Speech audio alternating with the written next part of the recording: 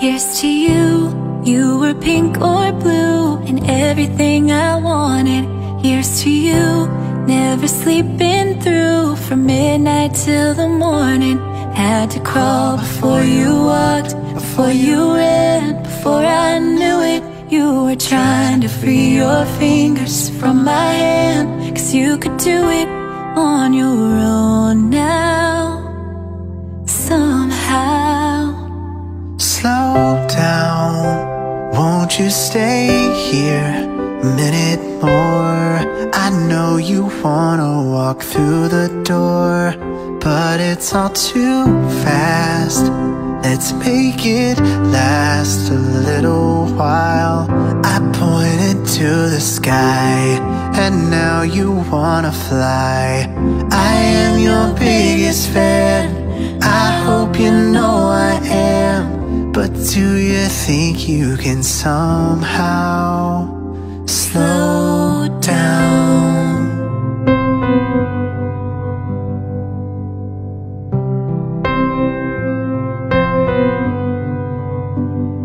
Here's to you, every missing tooth and every bedtime story. Here's to Barbie cars, lightsaber wars, and sleeping in on Sunday. Had to crawl before you walked, before you ran. Before I knew it, you were teaching me the only thing love can. Hold hands through it when it's scary. You've got me. But slow down, won't you stay here a minute more? I know you wanna walk through the door, but it's all too fast. Let's make it last a little while. I pointed to the sky, and now you wanna fly. I am your biggest fan, I hope you know I am. But do you think you can somehow slow down?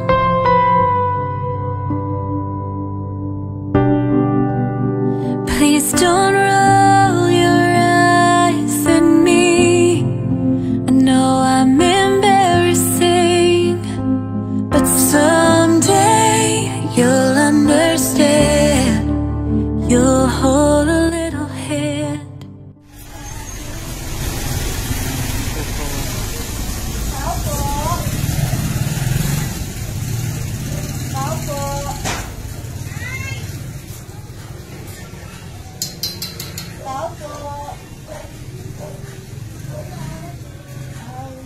Magandang hapon po. Dito po nakatira si Ma'am Roxanne Bonifacio. Tsaka si Ma'am Susana Gachado. Dahil kasi nagkakanda kami ng affordable survey sa mga grandparents po na nag-aalaga sa kanilang apo during pandemic. Apo. Siguro mga a few questions lang, then after nun, magkakaroon po tayo ng parang picture taking lang, as a proof lang po na na-survey po namin kayo. Kasi meron po kami listing po ng grandparents na nag-aalaga sa kanilang apo during pandemic. Na po, a few questions lang po. Tanungin ko lang po si Roxanne. So, Roxanne, magna-9 ka? Tama po ba? Okay, sorry. 9 ka na. Kailan? Ngayon? Ngayon. Bukas? Ngayon. Ngayon po. Okay. So, ina-note ko lang po 9 years old. So, Ma'am Roxanne, si Lola nag-aalaga sa'yo. And Lola, kamusta naman po si Roxanne during pandemic sa pag-aalaga? Masunod. So, yun lang naman po yung mga usual questions namin. Yung regarding sa bonding ng grandparents. Then, okay lang po picture taking. Opo. Kaya lang po may video, parang documentation lang po. Here's to you. You were pink or blue and everything I wanted. Here's to you. Never sleeping through from midnight till the morning. Had to crawl before you walked, before you ran. Before I knew it, you were trying to free your fingers from my hand. 'Cause you could do it on your own now. Won't you stay So, here? Roxy and Nanay, ang Erica Surprise Gift Delivery po ay napagkatiwalaan po ng inyong anak. Okay po, na nasa, mami mo po siya, na nasa Saudi, tama po ba?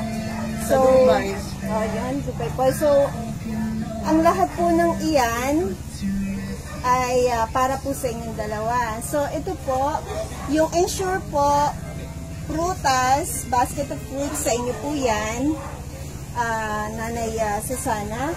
Yung isang red ribbon cake po, sa inyo din po. And Roxy, the rest, sa'yo po lahat yan. Pati yung laruan na yun.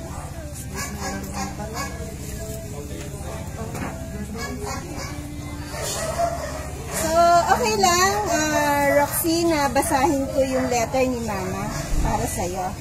Okay. Tapos, Mami, may letter din para sa'yo. Kay Roxy muna po. To you, my Roxy, happy 9th birthday, anak. Napakabilis ng panahon, kung maaari ko lamang pabagali ng oras. Ayoko sana lumaki ka kagad. Alam ko naman na ang simple lamang ng hiling mo, pero gusto ko maramdaman mo na espesyal ang araw na ito para sa'yo, para sa ating dalawa. Sana magustuhan mo ang munting sorpresa ko para sa'yo. Sana sa ganitong paraan mapasaya at makabawi sana ako sa'yo. Miss na kita, anak. Miss ko na ang banding nating dalawa.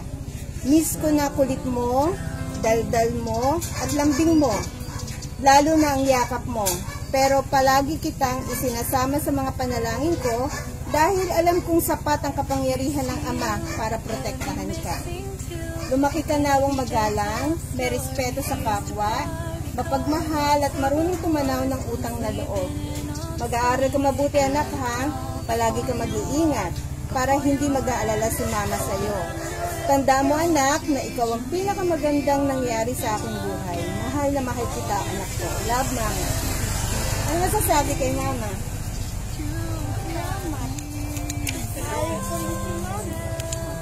Mahal ko si Mama. So, ito naman kay Mami, pinapabigay po ni Roxy, ito sa'yo, Rox. So, sabi po, dito kay Mami naman, Mama, una sa lahat, gusto kitang batiin ng advance happy birthday. Wish ko ay bigyan ka pa ng madaming kaarawan, mahabang buhay, para makita mo pa ang mga pagtupad sa pangarap ko para sa atin. Mama, kulang ang salitang salamat para sa lahat ng sakripisyo mo sa amin. At ngayon ay sakripisyo para sa anak ko. Salamat, kahit minsan ang hirap intindihin ang mga desisyon ko sa buhay. Pero nandiyan ka pa rin at sinusuportahan ko. Mama, miss ko na ang pag-aalaga, pagluluto, at pagsisermon niyo. Ha ha ha. Pag-uwi ko ulit, ma, pero wala nang sermon, ha? Mabait na ako. Sobra akong nagpapasalamat sa Ama sa panibagong taon at buhay na ibinigay niya para mas makasama ka pa namin. Dalangin ko palagi na bigyan ka pa ng mas mahabang buhay at lakas. Napapanatag ako dito sa malayo kapag walang nagkakasakit sa inyo. Mahal na mahal kita, ma, kayo ni tatay. Kaya please, ingatan niyo po ang sarili niyo. Advance, happy birthday, ma. Sana ay napasaya kita. Nagmamahal ang pinakamagandang bunso. So, ano masasabi niyo, mother? Anak.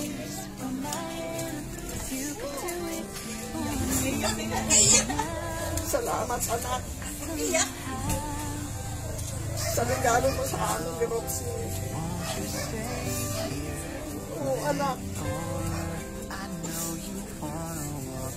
Mag-iingat kami ni tatay mo. At ikaw din, lagi kang mag-iingat dyan. Para dumating ang panahon, anak. Muli ka namin makasama. Salamat na maraming sa iyo, anak. Ingat lagi ah. I love you. You can somehow slow down.